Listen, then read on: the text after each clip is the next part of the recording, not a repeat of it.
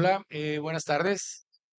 Antes que nada, quiero agradecer a Ociel, a Didier y al grupo organizador por tenernos aquí para compartir un poco sobre el por qué desde diferentes perspectivas la industria de autopartes hoy se puede jactar de ser un caso logístico de éxito, pero obviamente para poder llegar a aseverar esto, pues todos hemos pasado por diversas situaciones retadoras, desafíos, problemáticas que hoy pudieran estarse convirtiendo en oportunidades. Entonces, la intención de esta hora y 15 máximo que vamos a estar platicando con ustedes es precisamente recorrer un poco de ese camino y escuchar a jugadores claves en la industria logística y a nuestro representante de la industria de autopartes que como ya explicó Didier, no logró estar aquí de manera presencial, pero bueno, todos los que jugamos algún rol en la industria logística sabemos que la disrupción es algo con lo que necesitamos interactuar todos los días. Entonces, qué bueno que te lograste unir, Alberto, de manera virtual y espero que todo esté bien por allá contigo. Eh, y bueno, aprovechando que te tenemos en pantalla, quisiera pedirte, Alberto, que nos ayudes a iniciar esta conversación que será meramente interactiva. No planeamos presentar muchos datos, ni slides, ni diagramas, ni ciencia nuclear que nos haga tener más claro cómo es que hoy este sector ha logrado el éxito, ¿no? Pero será mucho más de interacción, de diálogo, de plática y al final habrá oportunidad de recibir preguntas de parte de la audiencia para que nuestros panelistas se den un tiempo para responder. Pero, Alberto, ¿por qué no nos platicas un poco desde tu perspectiva algo de lo que ha sido esta evolución en el sector de autopartes? ¿Cómo ha sido el comportamiento en los últimos años? ¿Qué milestones se han vivido que han hecho que hoy estemos ante esta situación, ante este boom, ante el nearshoring, oportunidades de crecimiento? ¿Podrías partir de ahí y entonces, después de tu participación, nos enfocaremos a pedir la intervención de cada uno de los jugadores logísticos que están por acá conmigo en el panel? Sí, muchísimas gracias, Ricardo. Muchísimas gracias, Ociel, Didier, y a todo el equipo de T21. Muchísimas gracias por la invitación. Saludo con gusto a todos mis compañeros panelistas. Y como bien lo comentabas, estimado Ricardo, pues en los últimos años ha sido clave para el sector automotor, en específico para la industria de autopartes, ya que hace unos 5 años, en México era el quinto productor a nivel mundial de autopartes. Y eso nos posicionó pues ya como un big player a nivel internacional con una fabricación pues que ahora para el cierre de 2023 tuvimos más de 120,000 millones de dólares en producción de autopartes y que muy seguramente este año lo estaremos cerrando arriba de los 126,000 millones de dólares y que esta cifra nos coloca como el cuarto productor a nivel mundial, ya pasando a Alemania. Alemania anda en producción por ahí de los 95,000 millones de dólares y ya simplemente estamos atrás de Japón, quien tiene una producción de 180,000 millones de dólares, Estados Unidos en segundo lugar con 285 y finalmente China en primer lugar con más de 500,000 millones de dólares. Ese es, digamos, el top 5 en los cuales pues México se encuentra y se coloca en la cuarta posición, pues con estas cifras tan importantes. Pero déjenme darles algo, un dato muy relevante, que como saben, Estados Unidos, pues a nivel multisectorial es nuestro principal socio comercial. Pues bueno, no es la excepción en el sector automotor, ya que todo el 80% de los vehículos que se fabrican en México van a Estados Unidos. Pero lo interesante de esto es que el 90% de las autopartes que se fabrican van destinadas a ese país. Y ahora, aquí viene lo interesante, es que el 43% del total de las importaciones que realiza Estados Unidos, el 43% del total de sus importaciones de autopartes son de México. Esto lo que nos quiere decir es que en Estados Unidos no se puede fabricar un solo vehículo sin autopartes, vehículos ICE, o mejor dicho, vehículos de combustión interna. No se pueden fabricar sin autopartes hechas en México, ya que cada uno de los vehículos que se fabrican en Estados Unidos de combustión interna tiene más de $5,000 en autopartes. Entonces, a grandes rasgos, pues es este el panorama a nivel internacional donde se encuentra pues nuestro país. Un poco más adelante, pues ya destacaremos cuáles son los principales estados y un poco más de la logística, pero para poner en contexto, estos son partes de los datos, cómo México es una potencia mundial en autopartes. Excelente. Muchísimas gracias, Alberto. Y antes de movernos con los panelistas presentes, desde tu perspectiva y moviéndonos ya al tema puntual de nearshoring e inversiones, discutíamos previamente a subir aquí al stage un poquito esto, pero quisiéramos escuchar también de tu parte. ¿Es, es una realidad que las inversiones se están ya capitalizando en nuestro país o es una cuestión que requiere de tiempo? Vienen los anuncios, vienen los avisos, se preparan las geografías, pero esto todavía tomará 2, 3 años más para que sea más notorio. ¿O crees tú que es algo que ya se está capitalizando?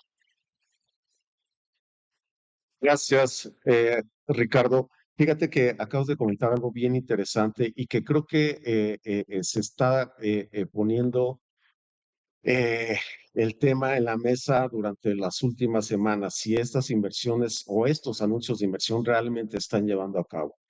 La verdad es que en la industria uno de los principales eslabones que nosotros seguimos de manera muy puntual, y esto no solo a través de la información que nos brinda tanto la Secretaría de Economía, la Secretaría de Relaciones Exteriores o el propio INEGI, sino que también nosotros a través de nuestras propias empresas del propio sector automotor y de autopartes, es como tenemos esta información.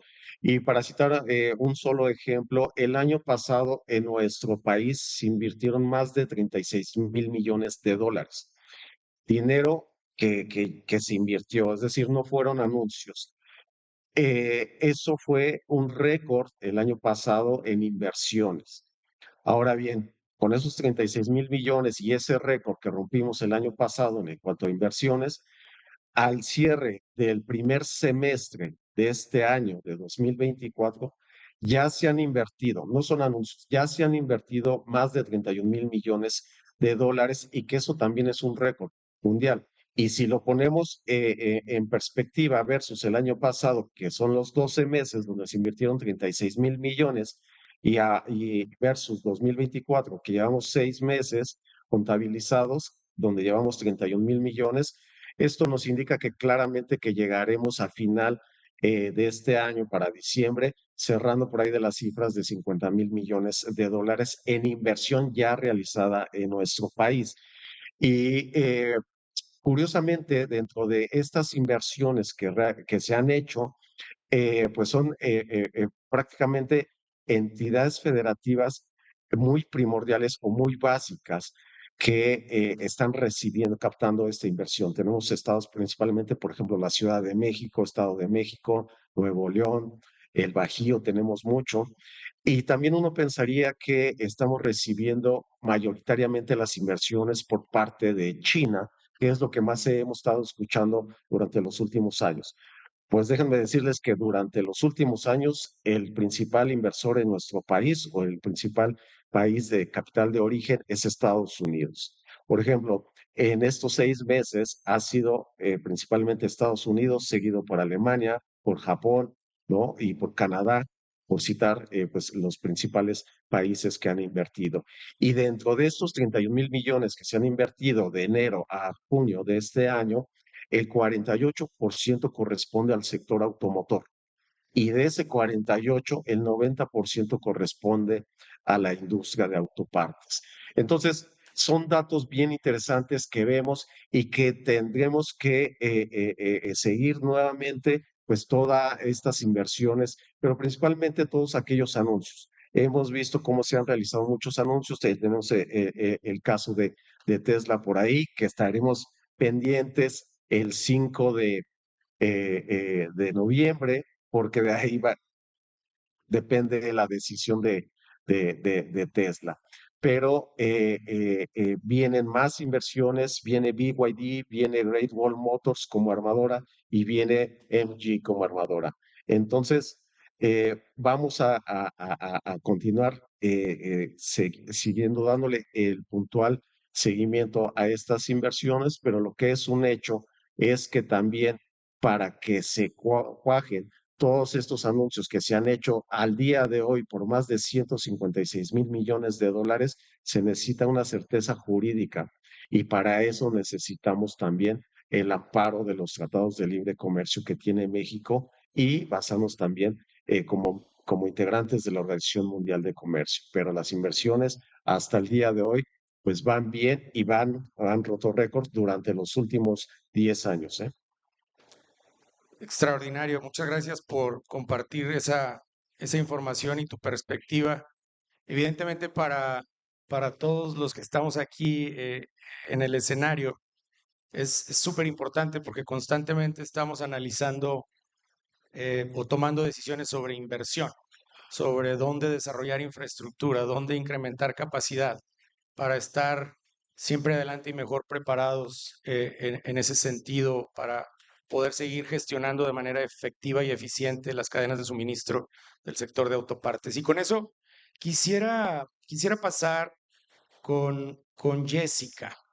Jessica, desde el punto de vista del ferrocarril, cómo ha influido este fenómeno del nearshoring y tantos anuncios de inversión en las propias decisiones de la compañía que representas en cuanto a inversión?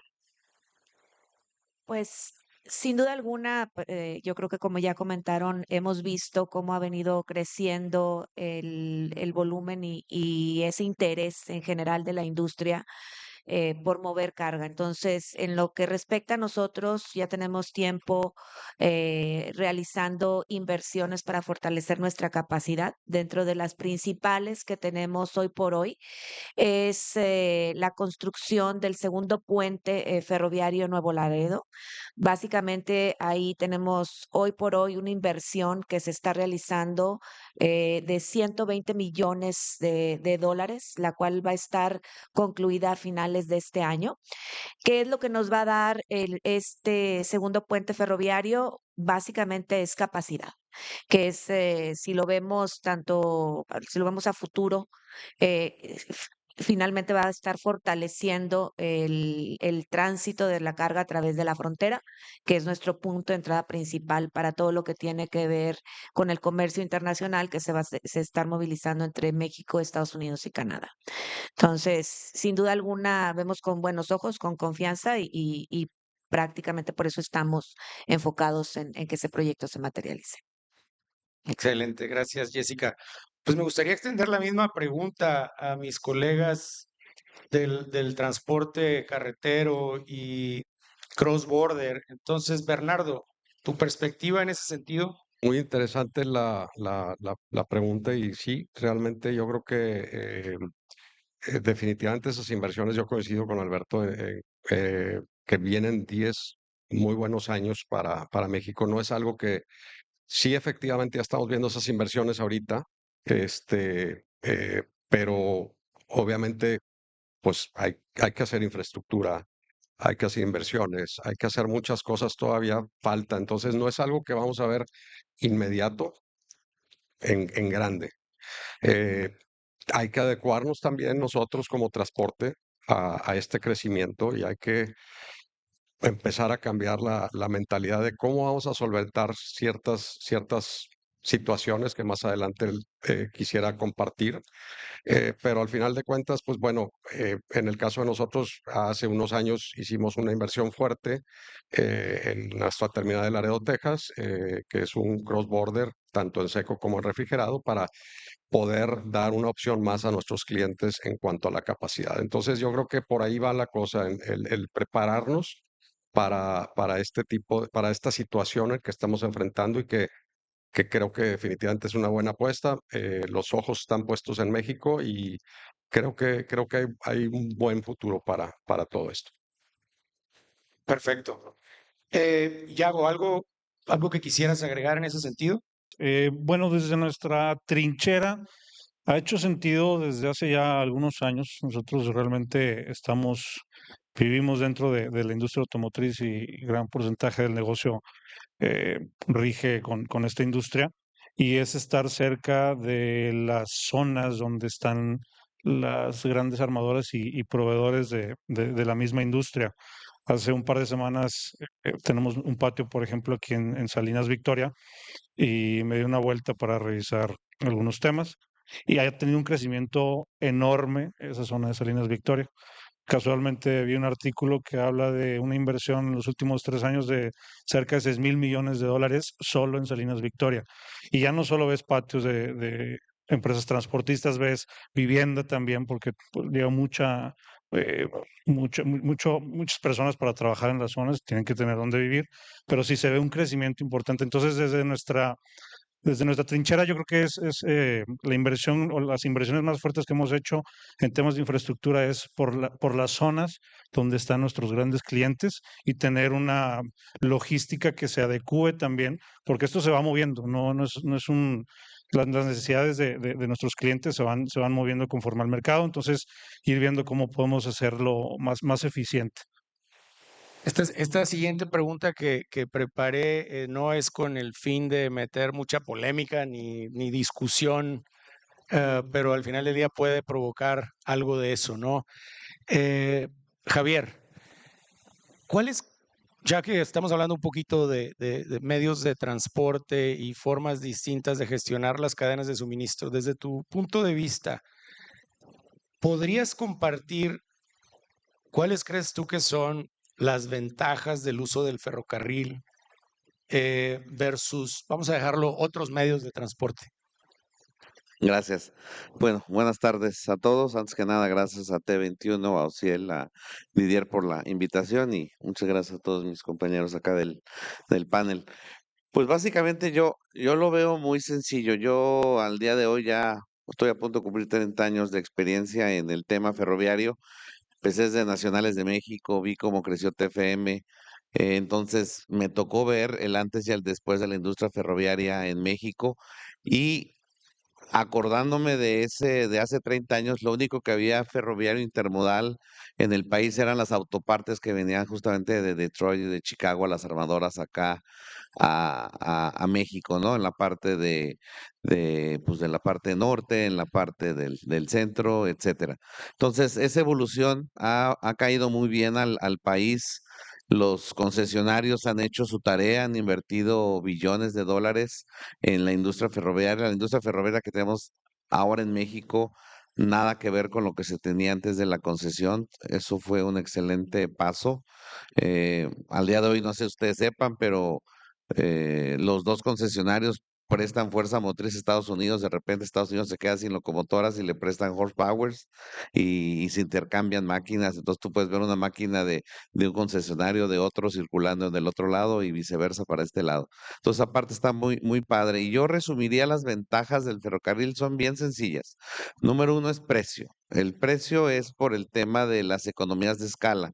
Un solo tren te puede jalar, pues básicamente 3 kilómetros de longitud de carga, ¿no? Están los trenes unitarios y la longitud de un tren unitario, pues lo da el tamaño del Laredo del ladero donde pasa un tren a librar el otro tren y ahorita los del país ya crecieron a 3 kilómetros, entonces los trenes más largos que puedes correr son de 3 kilómetros y en la época de ferrocarriles pues era de 1,5 kilómetros, ¿no? Ya creció en ese sentido al doble. Entonces esas economías de escala te dan una rentabilidad muy buena en tonelada movida por kilómetro. Entonces, esa es la parte número uno. La parte número dos, que es un tema también muy polémico y creo que al rato se va a abordar, el tema de la seguridad. La seguridad del ferrocarril es por la infraestructura que tiene y por su tipo de movimientos, da una mayor seguridad en movimiento de materias primas o productos terminados. Entonces ya tenemos precio, tenemos seguridad y la tercera y súper importante para muchas industrias, más la automotriz en general, en todas las industrias es la parte de la sustentabilidad. Cada tonelada transportada por ferrocarril te contamina 4 veces menos que la parte de la carretera. Entonces, esa parte es importante. Entonces, tenemos esos tres detalles. Número uno, precio. Número dos, seguridad. Y número tres, sustentabilidad. Y en la parte de seguridad, abro un pequeño paréntesis, tenemos la seguridad patrimonial, que es obviamente el de las materias primas, productos terminados, y aparte también la seguridad que brinda retirar posibilidades de tener accidentes carreteros, al moverlo por ferrocarril también te brinda esa parte de la seguridad. Y todo esto obviamente tiene una diferencia importante. La carretera es muy flexible, la carretera tiene diferentes tiempos y movimientos, diferentes dinámicas, ya sea en frontera, en distancias largas, en servicios dedicados. Es una industria totalmente diferente. El ferrocarril te da una ventaja importante que son los tiempos de tránsito, en el sentido de que un ferrocarril te diseña un servicio con un itinerario definido, es decir, posiblemente en algunos casos sea superior al tiempo de tránsito de la carretera, no sé, un Canadá-México, un Chicago, un Detroit hacia México, pero es un servicio definido, te dicen a qué hora sale y te dice a qué hora llega. La industria automotriz tiene 40 años usando el ferrocarril con éxito, ha ido creciendo cada día más y cada mercado, yo le digo muy prácticamente rueda de hule, que es la carretera, y rueda de acero, que es el ferrocarril. Entonces, la rueda de hule tiene su mercado bien definido, muy clarito, y la rueda de acero también lo tiene. Entonces, ¿de quién depende la decisión de usar rueda de hule o rueda de acero? Pues obviamente del que transporta la mercancía, del que va a consumir. Si tú tienes una cadena productiva y tienes una cadena de suministro desde materias primas, desde producto terminado y llegas a una planta para hacer una cadena de ensamble, pues tienes que tomar tú la decisión adecuada, considerando que el ferrocarril te da esas tres ventajas que dijimos: precio, seguridad y sustentabilidad, pero el tiempo de tránsito puede ser diferente. Y en la parte de la rueda de hule, pues tienes también que son muy flexibles, son muy dinámicos, son muy adaptables a cualquier tipo de circunstancia y cambio. El ferrocarril no, el ferrocarril es un poquito más, em, menos flexible, es decir, si tú ya empezaste un tránsito en ferrocarril, es muy difícil que lo pares y te reenrutes o te desvíes, y la carretera tiene esa flexibilidad. Entonces, al final del día, quien toma la decisión es quien va a consumir el producto, o quien lo produce, o quien lo va a utilizar para una línea de ensamble. Entonces, desde mi punto de vista, cada mercado, rueda de hule y rueda de acero, tienen sus usos, sus dinámicas y sus ventajas. Muy bien, muchísimas gracias. Tocaste varios puntos y de ahí quisiera derivar las dos siguientes preguntas. Y esta, Bernardo, no quiero agarrarte por sorpresa, pero ¿cuál es tu punto de vista, ya que ustedes son expertos en, tú le llamas rueda de hule, pero también juegan un rol importante utilizando los servicios en la rueda de acero, ¿no? El intermodal ferroviario. Eh, Me gustaría que nos compartas también tu punto de vista y si no nos ponemos de acuerdo, aquí abrimos la discusión. Regla todos. Bueno, pues hay para todos, definitivamente. Y lo digo porque nosotros hacemos las dos cosas. Inclusive siempre lo hacemos de broma internamente en la empresa, en la división de Intermodal, les decimos que les vamos a cantar la canción de Despacito. Pero bueno, esa es una broma que nosotros manejamos ahí entre compañeros, pero es muy interesante porque yo creo que hay una manera donde puede haber una interacción muy padre, precisamente ofreciéndosela al cliente como parte de una solución y coincido con Javier, definitivamente el tren es una solución siempre y cuando se adecue y el cliente entienda cómo funciona el tren y sus tiempos. Si eso se logra, es una gran solución, pero también puede ser una solución mixta, donde puedes venderle al cliente y puedes decirle, oye, sé que una parte de tu mercancía necesita llegar a cierto tiempo, en ciertos tiempos de tránsito, donde probablemente pues tenemos que cargarlo carretero en los primeros días de la semana para llegar rápido y el fin de semana lo agarramos en intermodal. Entonces, vas tratando de ser creativo y venderle la solución y subir al cliente también al intermodal. Creo que eso es importante, el que comprendan el intermodal, que tenga la apertura de escuchar y tratar de entender también, porque es muy importante la información que nos da el cliente. Si no tenemos la información precisa y el cliente no tiene las ganas de adaptarse a eso o tratar de entender esa ventaja que pueden lograr a tener, pues va a ser difícil poderlo subir al intermodal. Entonces, al final de cuentas, creo que son dos productos que tienen sus buenos cosas positivas, y hay que definitivamente aprovechar eso. Con todo este crecimiento en las autopartes automotriz, pues Alberto lo está diciendo, México, yo creo que es donde ha habido un crecimiento tremendo y hay que todos pues ver cómo aportamos soluciones a todo esto, ¿no? Entonces creo que definitivamente el mix es una muy buena solución. Muy bien, muy objetiva y cautelosa tu respuesta, mi estimado Bernardo. El otro tema que tocaste que me parece relevante, Javier, es el de la seguridad. También se escucha por ahí que pues hay ciertas rutas ferroviarias donde no necesariamente esto está controlado.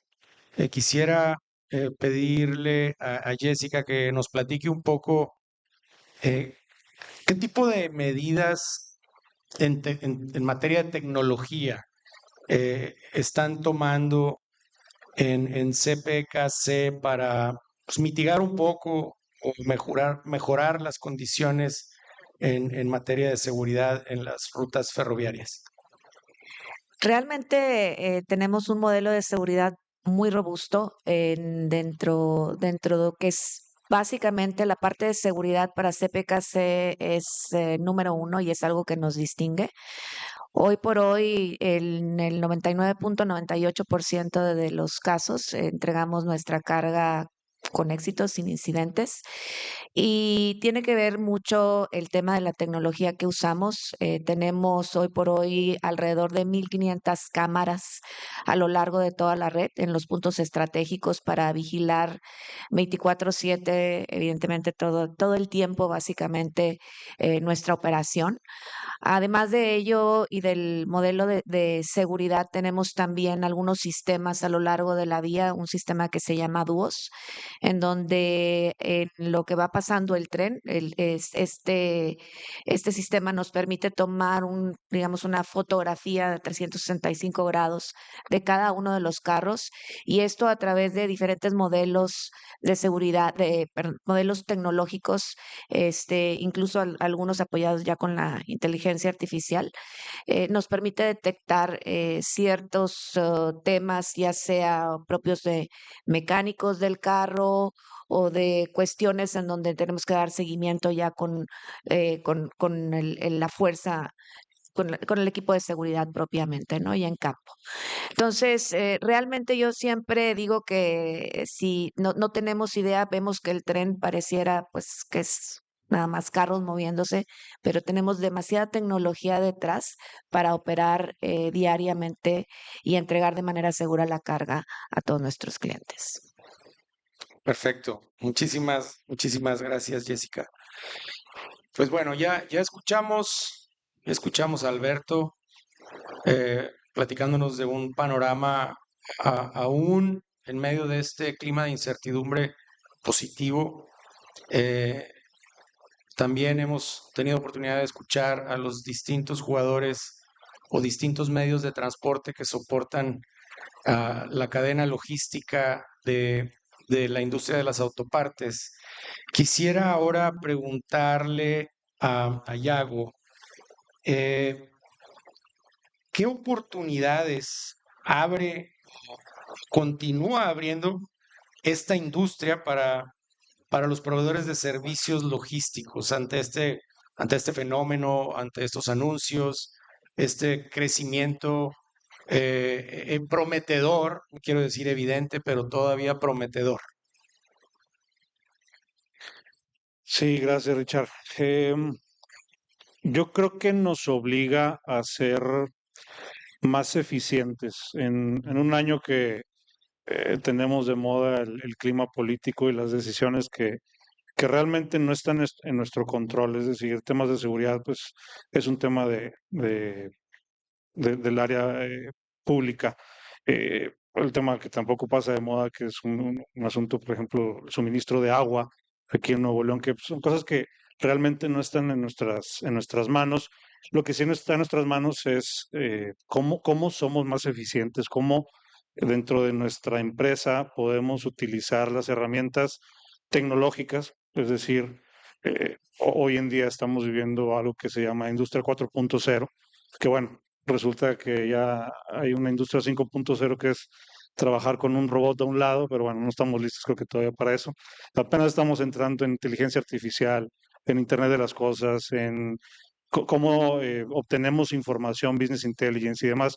Entonces, creo que eso nos obliga, y eso sí está en nuestro control, es decir, que en cada una de nuestras empresas podemos utilizar todas estas herramientas y brindarle, por decir, visibilidad a nuestros clientes en una caja que inicia el tránsito en Lansing, Michigan, y tiene que terminar en Silao al cliente. Hoy en día, nosotros como transportistas ya le podemos dar visibilidad. Pero ¿qué pasa si llevamos más allá de esa información? Empezamos a analizar los datos, empezamos a realmente identificar dónde están las áreas de oportunidad, qué ruta puede tener una reingeniería y convivir, ¿por qué no?, en diferentes modelos de transporte, y ahora sí brindar soluciones para ser más eficientes. Y dos, yo creo que algo que también aquí en México tenemos como una ventaja, además obviamente de la zona geográfica, es las nuevas generaciones, y somos un país joven realmente, es decir, tenemos una capacidad para ofertar bastante importante, y es un reto también obviamente para todas las empresas, cómo de repente conviven 3 o 4 generaciones dentro de una misma empresa, y lo platicábamos hace un momento, cómo administras el recurso que hoy en día ya está en su casa trabajando, que realmente ya tiene que seguir ciertos KPIs, indicadores y demás desde su casa, hacerlo de manera remota. Entonces nos tenemos que ir adecuando. De nuevo, son cosas que sí están en nuestras manos, son cosas información que nosotros podemos ir administrando y convivir dentro de la cadena de suministro, que al final de cuentas eso se traduce en ser una empresa mucho más eficiente y de igual manera ser más competitivos en términos de tarifas para los clientes, que es lo que se busca también a grandes rasgos aquí dentro de esta industria, ¿no? Excelente. Muchas gracias, Yago. Ah, ahorita que tocas el tema, el de la innovación, tecnología, inteligencia artificial, nos podría llevar toda la tarde, pero creo que algo súper sensible, y me gustaría escuchar aquí la opinión también de Bernardo, que dirige un país o una compañía en este país, reportando remotamente a los Estados Unidos, similar al rol que yo juego en la compañía que represento. Eh, ¿Cómo te va en ese sentido, Bernardo, en la gestión del talento, ¿no? Veníamos muy acostumbrados a un modo de trabajo previo a la pandemia, eh, operadores logísticos, compañías transportistas, en cualquiera de los medios de transporte, es un trabajo de ejecución, un trabajo presencial, dando la cara.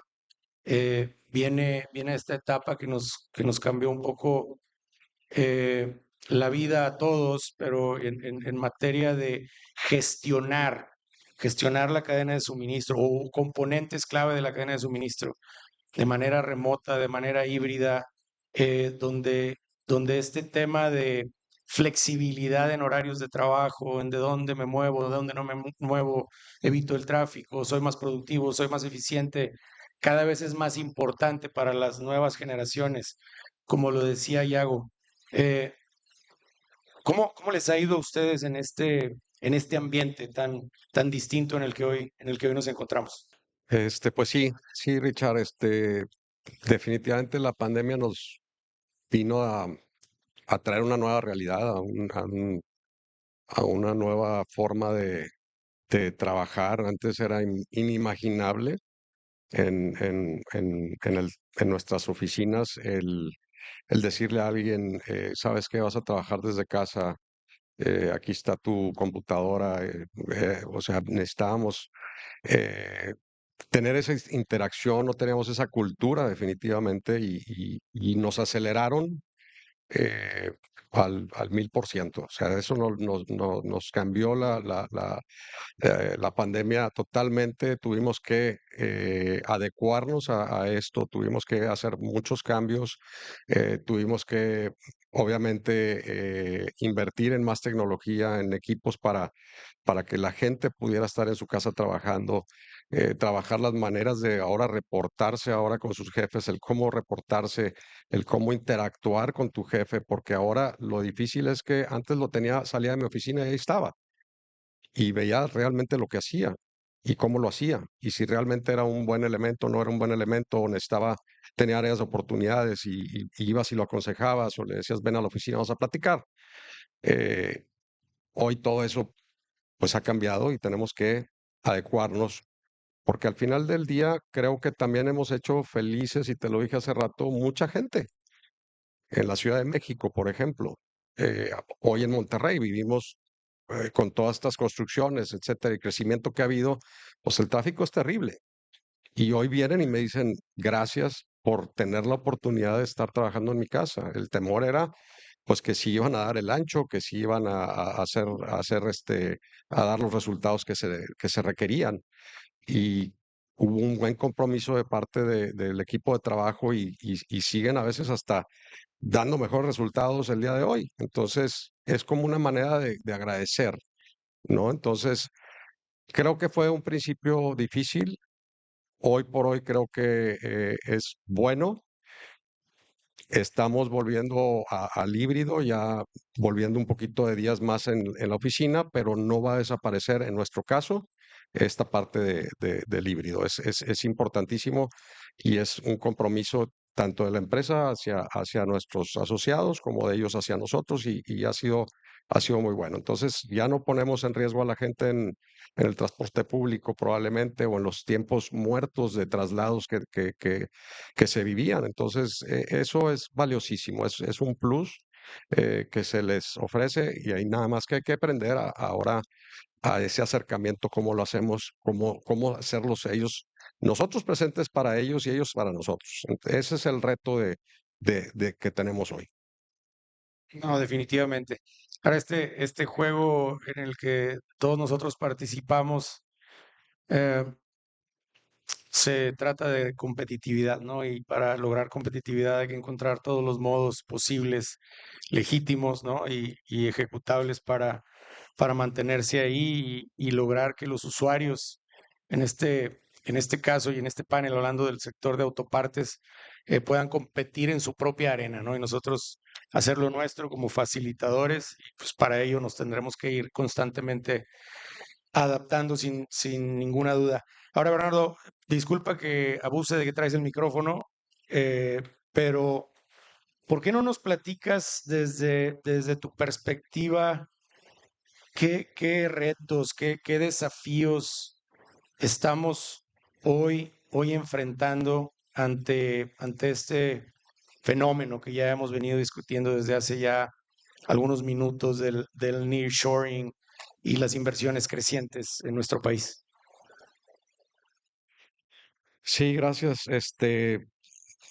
Digo, siguiendo con lo que Alberto mencionó y hemos estado ahorita platicando de todas esas inversiones, y bien decía ahí de las cifras del INEGI del 2023 contra el 2022, de ese 46 contra ese 44% de crecimiento y de inversión. Aquí lo interesante es las exportaciones, pues crecieron también, crecieron un 10.4% contra el PIB que creció el 21.3 en el 2022 contra el 2021. Y la importación, pues sí creció, pero nada más un 8.7 contra el 16 del 2022 y contra el 2021. Eh, ¿A qué nos lleva todo esto? Eh, Aquí la situación es, la ecuación a resolver es pues que tenemos más productos que se están haciendo y se están produciendo más autopartes que se exportan. Alberto lo que acaba de decir, en un porcentaje altísimo de las autopartes se van hacia Estados Unidos. Y el problema es que nosotros pues vivimos de esa importación que llega en esa caja o en esa remolque hacia México para poder tener esa capacidad para cargar de regreso hacia el norte. Entonces hay un desbalance pues importante del 2-1 de perdido. Entonces, eh, ahí es donde tenemos que empezar a ser creativos, a hacer las cosas, eh, los mix, hacer tal vez transbordos, tal vez empezar en el mundo del dedicado, que en México tal vez antes no era tan común, en Estados Unidos es algo, una práctica muy común, eh, pero es el entender ese contrato, cómo funciona, cómo hay que ser eficiente al transporte, cómo garantizar esa capacidad. Eh, entonces, esos son de las situaciones a las que nos estamos enfrentando y en vez de mejorar, esto va a empeorar. Aunado a esto, pues tenemos un déficit de arriba de 50,000 operadores aquí en México de quinta rueda. Y de nuevo, en vez de mejorar, esto va a empeorar. Eh, en Estados Unidos tenemos un déficit de arriba de 150,000 operadores. Entonces, para allá vamos. Y de nuevo, tenemos que ser creativos junto con el cliente para resolver esta ecuación, que esa es la parte más complicada. Otra parte, pues, la inseguridad, a lo que se enfrentan los operadores el día de hoy. Desafortunadamente, pues es todos los días en el Arco Norte, en Puebla, en Veracruz, pues ves recurrentemente esa situación. Hoy en la mañana estaba platicando con un transportista y me dice, Bernardo, en lo que va del año tenemos 10 camiones eh, que nos robaron. ¿Qué quiere decir eso? Que le están robando un camión mensual. Es altísimo. Y desafortunadamente, pues son las cosas que tenemos que resolver, que no están en nuestras manos. Nosotros exponemos el caso ante las autoridades y ellos son los que tienen que actuar y como empresa, pues, Jessy ahorita hablaba de toda la tecnología que invertimos en cámaras, adentro de los tractocamiones para ver qué está pasando y afuera de los tractocamiones para ver cómo atacaron y ya estamos a la defensiva todos, ¿no? Entonces, desafortunadamente eso es una realidad que tenemos que resolver. La capacidad es otro reto ahí importante. Entonces, son los desafíos en el sector del transporte de carga, de la demanda de entregas también, pues, rápidas, la congestión de nuestras carreteras. La 57 es una cosa de locos entre las construcciones que se hacen constantes y que nunca terminan de hacerse. Los accidentes que desafortunadamente suceden, pues trastocan el tránsito. El otro día igual me decía un cliente, ¿sabes qué? Es que necesito que de Laredo a Querétaro me entregues la mercancía en 10, 12 horas. Ah, híjole, pues ¿en qué año te quedaste, compadre? O sea, eso ya no sucede. No, digo, yo no lo puedo hacer, no puedo forzar al operador a que lo haga. Este, no sé si ya te diste una vueltecita por la 57, ¿cómo está? Entonces, tenemos que entender como usuarios del transporte que hay una problemática, que los tiempos de tránsito están cambiando, que necesitamos entender esas cosas. Mientras no lo entendamos, pues yo no me voy a ir a colgar la medalla frente del cliente. Voy a seguir teniendo problemas, va a seguir llegando el operador tarde, porque por más que queramos, no va a llegar en tiempo. O sea, no puedo yo cambiar nada. O sea, son cosas que están fuera de nuestro control. Entonces, creo que esos son los retos. De nuevo, lo de los operadores, bien delicado. Desafortunadamente, pues hay también muchos operadores que se van al programa de B1. Entonces son muy buenos operadores que se están yendo a trabajar a Estados Unidos y eso también pues nos está afectando con el déficit aquí de operadores en el transporte. Muy, muy completo. Entonces, el imbalance entre importaciones y exportaciones, la inseguridad, los retos en infraestructura y la escasez de operadores. Wow. Bueno, Alberto, para que no te nos aburras por allá en la pantalla, desde tu perspectiva, ya escuchaste un poquito aquí a los jugadores o proveedores de servicios logísticos, pero desde tu perspectiva, ¿tú ves algo adicional en materia de retos, de desafíos como industria para todos los que estamos aquí tomar nota y ponernos creativos e innovadores y prepararnos? Sí, claro, Ricardo. Algo muy importante es el tema de la infraestructura. Y creo que lo hemos comentado en distintas ocasiones. Actualmente México tiene una fabricación de 3.8 millones de vehículos ligeros, nada más, hablando de los vehículos ligeros, más 250,000 vehículos pesados. Y que lo mencionábamos, que de ahí, pues el 80% de esos vehículos va destinado a Estados Unidos, en el caso de los ligeros, pero en el caso de los pesados, el 96% de los camiones que se fabrican en México va destinado a Estados Unidos. Entonces, y para este año vamos a cerrar superando los 4 millones de vehículos. Entonces, existen retos importantes que lo vemos a nivel internacional en la logística. Simplemente vemos los patios de Manzanillo, cómo están llenos de vehículos, porque también no solamente es la fabricación que va destinado a la exportación, sino también la importación de los vehículos. Actualmente están comercializando en nuestro país 29 marcas chinas. Entonces vemos saturados ya el puerto de Manzanillo con los patios llenos de coches. Vemos también cómo pues la aduana de Nuevo Laredo, que es la principal aduana de salida de las autopartes. Y aquí un dato muy curioso, aunado a lo que comentaba Jessica y Bernardo, la mayoría de las autopartes que se fabrican en nuestro país va con destino, que ya lo comentábamos, a Estados Unidos. La aduana de salida es por Nuevo Laredo y el transporte que se utiliza es carretero. Y los vehículos ligeros que fabricamos y que exportamos a Estados Unidos se van por tren.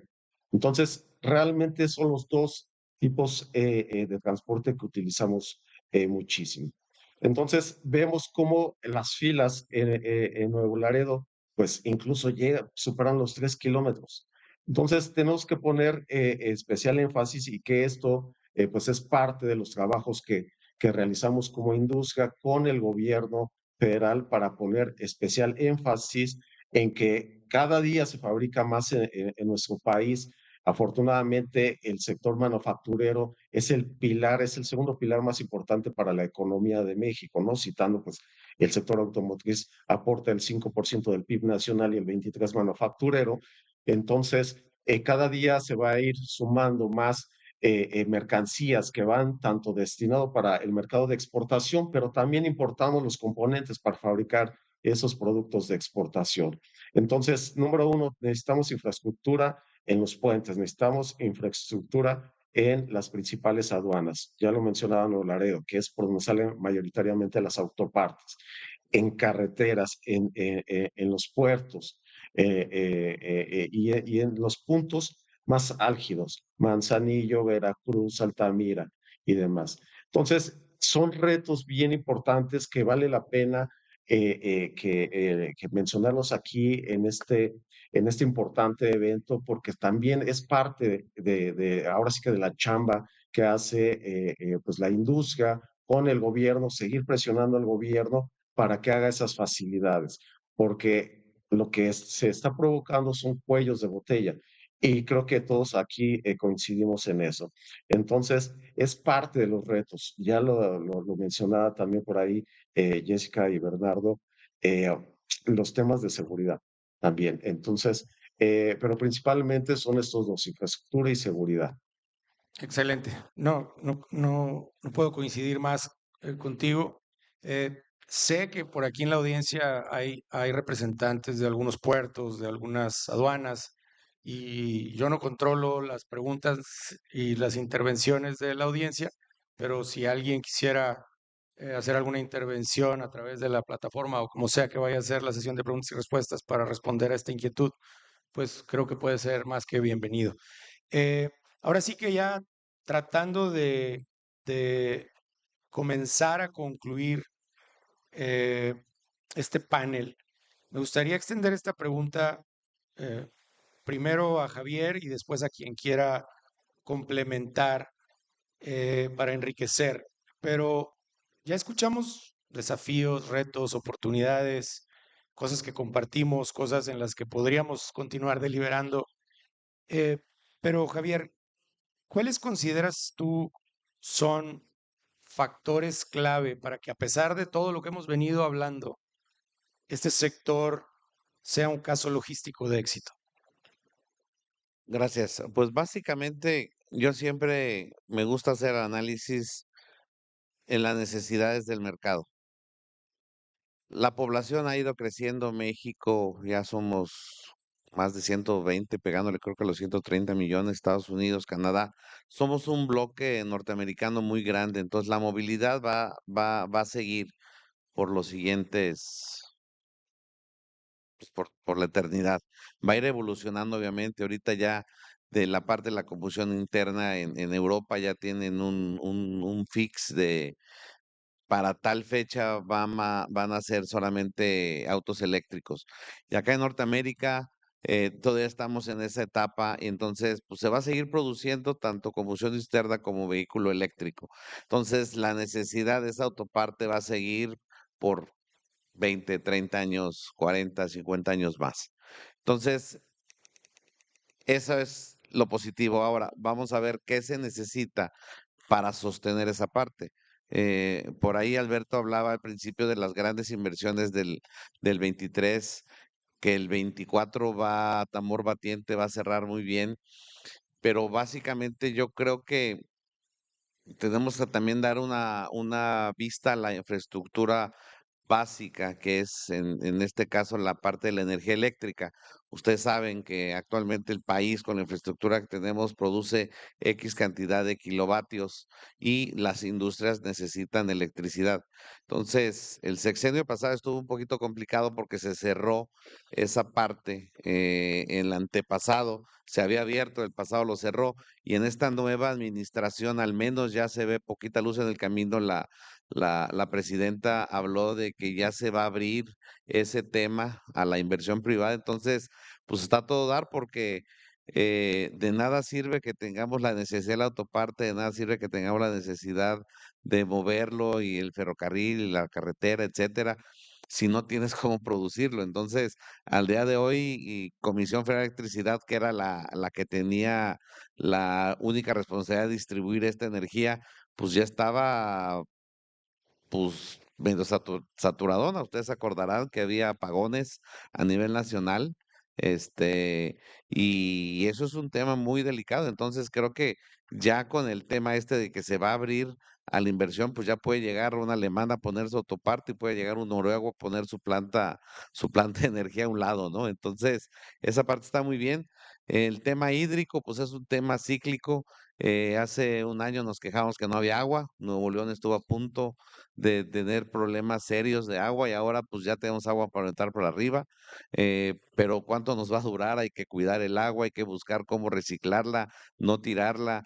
Entonces, para mí lo básico y fundamental va a ser la parte hídrica y la parte energética. Y por ahí decía Iago hace un momentito también la parte de la vivienda, porque Guanajuato, como cuando tuvo la explosión de las armadoras de vehículos por allá, tuvo un problema muy serio de vivienda, drenaje, fluvial, vialidades, vivienda, etcétera. Entonces, eh, todo parece indicar que vamos a tener un boom y bien, y ya es una realidad, no, el nearshoring ya no es algo que va a suceder, está sucediendo y hay que estar preparados y también la agenda pública del país tiene que tener esa parte. Entonces, yo creo que para mí es bien importante porque todos los demás, pues le vamos a invertir, le vamos a meter, vamos a hacer todo lo necesario para tener la infraestructura y desarrollar, pero si no tenemos electricidad, pues va a estar medio complicado. Entonces yo creo que esa parte es importante y al menos al día de hoy yo ya veo luz en el camino porque ya parece ser que se va a abrir a la inversión privada. Gracias, Javier. Importante no perder de vista todo eso. Jessica, ¿alguna última reflexión o factores que tú consideres importantes del por qué este sector aún y a pesar de los diferentes retos y desafíos es un caso de éxito?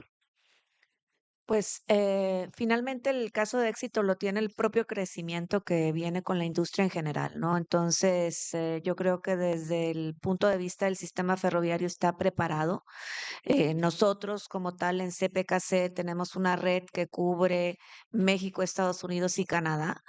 Entonces, finalmente estamos ahí para poder ofrecer esa capacidad y ese servicio de transporte ferroviario a toda la industria en general, a la industria automotriz y a la industria de las autopartes también. Gracias, Jessica. ¿Yago?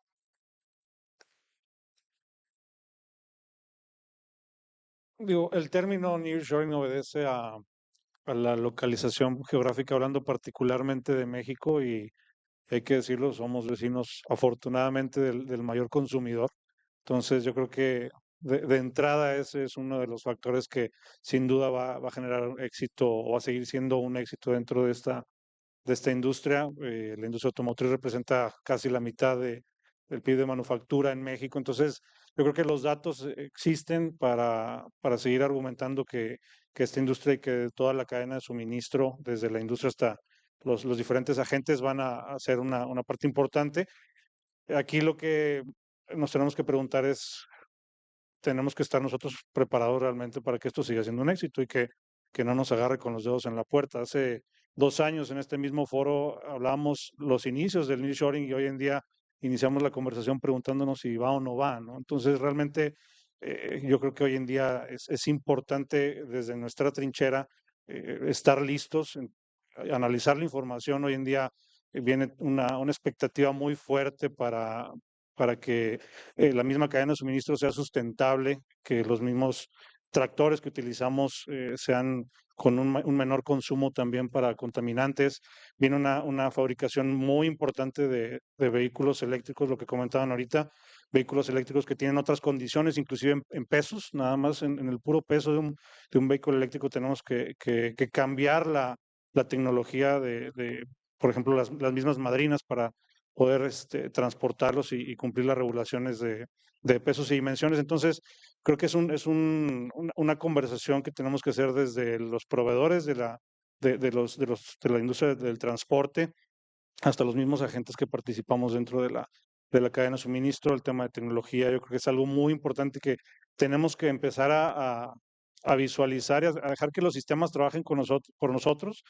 Utilizábamos la palabra, o escuché mucho la palabra creatividad. Creo que tenemos que ser muy creativos desde nuestras empresas, pero basado en la información, y tenemos que analizar esa información rápido, porque en menos de un mes suceden las elecciones en Estados Unidos y estoy seguro que algo va a pasar muy pronto. Gracias, Yago. Bernardo, ¿alguna última reflexión sobre el éxito de este sector? Pues digo, definitivamente como país somos privilegiados, bien lo dice Iago, y yo creo que es una excelente noticia eso de que ya México este nuevo gobierno se abra a estas inversiones privadas. Eh, Definitivamente hay que terminarnos de subir a la bicicleta, o sea, hay que pedalearle duro, como dice Iago, no hay que perder el tiempo. Hay que cambiar nuestra manera de pensar, hay que aprovechar definitivamente toda esta situación, hay que hacerlo de la mejor manera, hay que tener ese diálogo de los dos lados de la mesa para que las situaciones se den de la mejor manera y ser eficientes. Esa es una palabra bien importante tanto para el cliente como para el transportista, para para poder entregar los mejores resultados y seguir teniendo ese crecimiento. Entonces, esa eficiencia se tiene que dar de ambas partes. Entonces, bueno, con lo que me quedo hoy es, pues eso que ya hablábamos desde un principio, ya estamos en esa inversión, en esa ola del nearshoring que ya está aquí y que lo que yo veo definitivamente es que vienen 10 muy buenos años. Ojalá que nuestro gobierno también tenga la capacidad de aprovecharlo y de entenderlo y de apostarle a esto porque es único. Creo que esto no vuelve a pasar, no sé en cuántos años va a volver a suceder. De acuerdo con todos. A creérnosla, ¿no? México es un jugador clave dentro de una región, Norteamérica, que compite a nivel global de una manera muy, muy importante y somos el socio comercial número uno de los Estados Unidos. Ahí es donde no podemos perder de vista todas esas oportunidades que ya han compartido ustedes con nosotros, capitalizarlas, aprender a colaborar. Varios de nosotros aquí somos socios, hacemos negocios juntos, atendemos a mismos clientes. Desde mi perspectiva, creo que ese tema de aprender a colaborar, de aprender a jugar y saber que hay para todos y que esto se trata, como lo dije hace un momento, competitividad, generar valor a la industria. Estos próximos 10, probablemente más años, serán una gran oportunidad para todos. Antes de pasar a la sección de preguntas y respuestas, si es que las hay, Alberto, no sé si quieras agregar algo más. Sí, muchísimas gracias, Ricardo. Y justamente quisiera dar las gracias a Ociel, a Didier, Elisa, a T21, a ti, Ricardo, y a todos mis compañeros panelistas por este gran título que desarrollamos, caso de éxito de las autopartes. Y es un caso de éxito porque somos una potencia mundial, ya lo mencionaba, somos el cuarto productor a nivel mundial, más grande que Alemania. Somos un caso de éxito, pero no solamente en la industria de autopartes, sino en general en todo el sector automotor. Somos el séptimo productor de vehículos ligeros, el sexto productor de vehículos pesados y el primer exportador de tractocamiones en todo el mundo. Esto es un caso de éxito. El 32% del total de las exportaciones que realiza México al exterior son del sector automotriz y genera este sector 107 mil millones de dólares. Y lo comentábamos, más del 5% del PIB nacional y el 23% manufacturero. Esto es un caso de éxito. Esto es algo de que se tiene que hablar muchísimo, porque México es una potencia mundial en el sector y esto se debe en gran parte o en gran medida no se podría hacer si no es por la logística. Así que esto es parte de todo. Con este impacto en 252 ramas económicas es un caso de éxito. Así que sintámonos orgullosos de todo lo que hacemos por nuestro país. Gracias, Alberto. Gracias a todos mis colegas aquí en el panel. No sé si hay algunas preguntas. Sí, tenemos unas preguntas en la. Gracias. Tenemos unas preguntas en la aplicación, pero también tenemos una pregunta de una persona. Adelante, por favor. Muchas gracias. Muy buenos días. Buenas tardes a todos. Primero que nada, gracias Didier por la palabra y una felicitación a la panelista y a los panelistas, muy completo. Digo, se habló de todo, infraestructura, nearshoring, sustentabilidad, retos de la industria. Y pues bueno, eh, mi nombre es Abraham Weller, yo soy del puerto de Veracruz y tengo una empresa de freight forwarder. Y la realidad de las cosas es que escuchando el panorama general que se plantea en el panel, mi pregunta, tipo pregunta, reflexión para cualquiera de los panelistas es, ¿cómo ven ustedes ante este efecto del nearshoring? ¿Cómo ven ustedes los proyectos de infraestructura? Se hablaba de eso, de que es un gran reto que se tiene. eh, en concreto hablando sobre este proyecto del canal interoceánico, ¿no? Decían de la llanta de hule, la llanta de metal, y yo creo que en un proyecto de estos, pues entran todos, ¿no? El transporte terrestre, el ferrocarril, el barco también, obviamente, ¿no? Hay un puerto top ahí que es el puerto, además de que está el puerto de Coatzacoalcos, está el puerto de Veracruz, que es para vehículos, si no mal recuerdo, el número uno en México en el manejo de automóviles. Entonces, yo quisiera saber cómo ven ustedes el proyecto del canal interoceánico. ¿Hace sentido para impulsar aún más el nearshoring? Pensando también que hay puertos importantes tenemos decían de la geografía estratégica, yo también coincido con los panelistas, ¿no? Que es una fortuna, está Estados Unidos aquí, tenemos la salida con Europa, Texas de vecino, y pensando que hay esos puertos para la corta distancia, navegación de corta distancia en Texas, ¿cómo ven ustedes ese proyecto? Sería mi comentario y muy interesante todo el encuentro. Felicidades también para T21. Gracias. Ya hablaba Yago de ubicación geográfica. Sin, em- Sin lugar a duda, el Istmo de Tehuantepec tiene una ubicación geográfica privilegiada. Tenemos salida al Pacífico y al Golfo para el Atlántico, y eso ya de entrada es una gran ventaja. Número dos, el tema, si partimos el país a la mitad, de Ciudad de México hacia arriba y de Ciudad de México para abajo, el norte invariablemente ha tenido históricamente un desarrollo industrial muchísimo mayor. El sureste, y es un enfoque de la administración pasada, se le tuvo que meter mucho empuje, mucho apoyo, y porque se requiere que esa parte del país crezca y tenga unas mejores condiciones. Entonces, dicho lo anterior, teniendo salida para los dos océanos, teniendo un ferrocarril que los une, creo que únicamente nos falta ponerlo a trabajar. El gobierno federal decidió que la Marina operara esa parte. Tuvieron un par de encuentros y acuerdos, no acuerdos, pero al final ya está funcionando entre un concesionario y el gobierno federal con un pedacito de vía ya para conectar Coatzacoalcos. Entonces, pues ya tenemos todo, está todo sobre la mesa. También se ha hablado de corredores industriales, parques industriales en la región. Creo que eso es importantísimo. Al ritmo que vamos de crecimiento se va a necesitar. Entonces, yo soy muy positivo. Siempre pienso que todo va a funcionar y todo va a ser bien. Entonces yo creo que tenemos todo, nada más hay que ponernos a trabajar. El gobierno federal, la administración pasada le metió muchísimo apoyo al tema del sureste. Esperemos que esta administración con la presidenta Claudia siga en esa parte y pues nos pongamos todos a trabajar porque dependemos, bueno, no dependemos.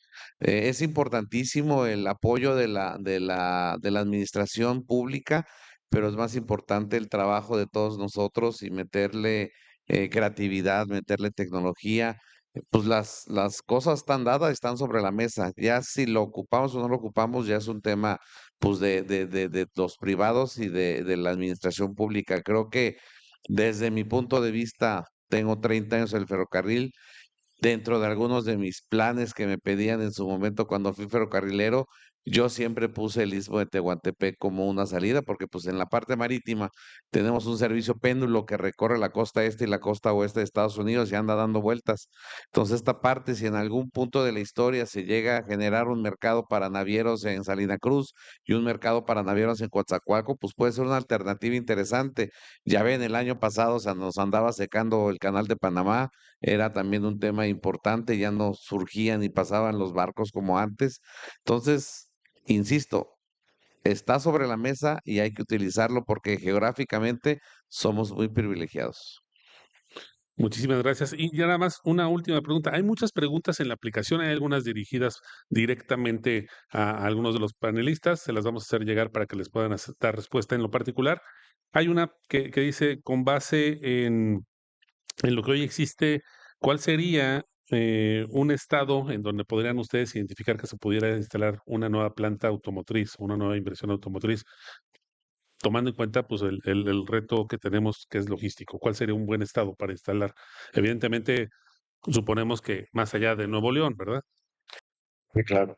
No sé, tal vez Coahuila podría ser. Coahuila creo que es un estado que en términos de seguridad es bastante, no quiero decir blindado, pero creo que tiene un índice bajo de temas de seguridad. Obviamente en zona geográfica también es un estado muy grande, está dentro del mismo corredor automotriz. Coahuila podría ser una buena opción. Perfecto, pues sí, no, Desde mi Y punto de algo vista, también perdón, importante, aunado Alberto. ay, Sí, a la respuesta que comentaban, eh, vemos como las principales armadoras actualmente ya están moviendo un poco más hacia el Bajío y hacia el centro del país. Entonces, dentro de todo esto, yo creo que actualmente, por posición geográfica y tomando en cuenta destinos, que los principales destinos son de exportación, la zona centro es la que más ideal. Actualmente pues tenemos a Tesla que escogió el estado de Nuevo León, tenemos a BYD que seguramente se instalará en el Bajío, tenemos a AMG y tenemos a Great Wall Motors. Estas dos últimas están entre el Estado de México por decidirse en instalarse en el Estado de México o en el Estado de Hidalgo. Entonces, vamos viendo cómo en un principio pues se instalaron en el norte y van bajando, y eso le va a dar una industrialización más al país. Es decir, ya no solamente es norte, ahora también es la parte del Bajío y vemos como pues tenemos distintas plantas armadoras en el centro. Entonces, algo también bien importante es que pues ya, por ejemplo, Coahuila es el principal productor de autopartes en todo México y él tenía el 26% y actualmente el segundo, pero a nada de alcanzarlo, está Guanajuato. Entonces, es un equilibrio que se está dando de una naturaleza del propio sector automotor, cómo se va ampliando hacia el país, ¿no? Digo, obviamente esperemos que pase el centro para que también se empiecen a ubicar en la zona sur, que eso va a ser muy difícil, ¿no? Por los clientes que están al norte. muchísimas gracias. no, complementando rapidísimo y como dicen acá en el norte, no le batallen, simplemente agarren un mapa de país, pongan encima el mapa de la red ferroviaria, pongan encima el mapa de la red de distribución de energía y donde hay mano calificada, entonces pues ahí se toma la mejor decisión, porque también Guanajuato estuvo de oferta por muchos años, por eso tuvo ese gran auge, porque el gobierno estuvo dando impuestos, tierra y un montón de beneficios. Entonces, pues sí, es una decisión que quien lo vaya a hacer va a tener que tomar estos factores, pero antes de esa decisión tienen que ver todos los factores interesantes. Gracias. Perfecto, pues muchísimas gracias a nuestros panelistas por esta participación. Les damos un aplauso y les entregamos sus reconocimientos, por favor.